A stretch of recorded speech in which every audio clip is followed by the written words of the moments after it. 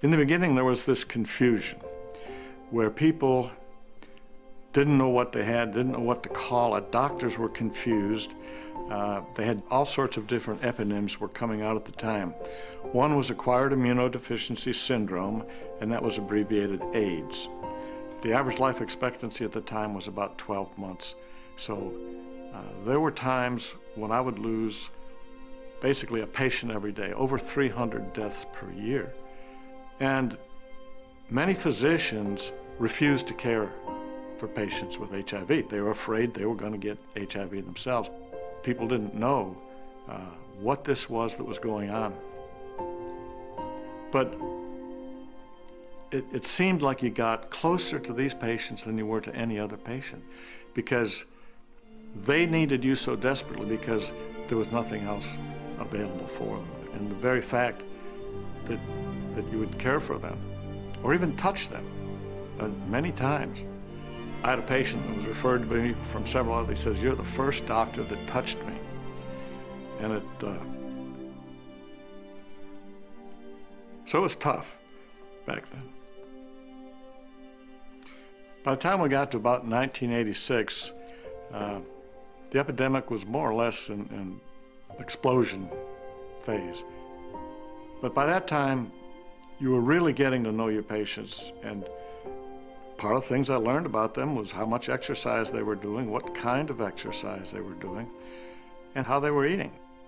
It was very clear to me at the time, as I learned more about the day-to-day activities of these patients, that those who had the best nutrition did the best with their HIV infection.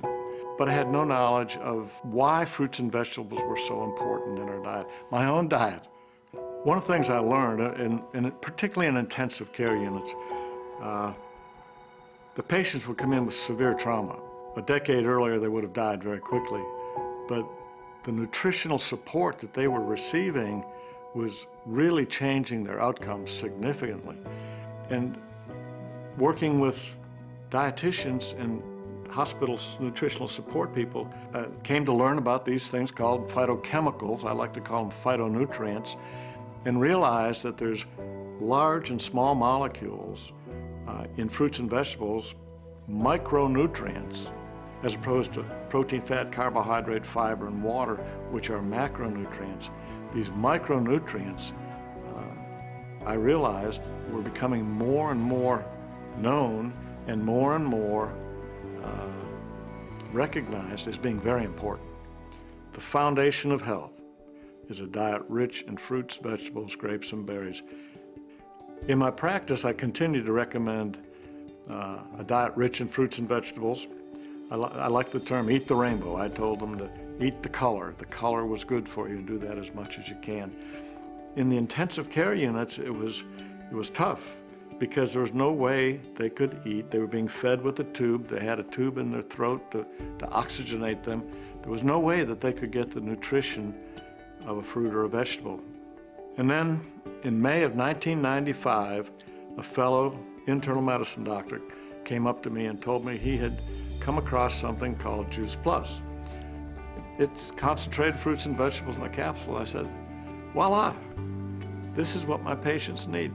They have indigestion, they have diarrhea, they cannot consume fruits and vegetables, and this is perfect for my patients.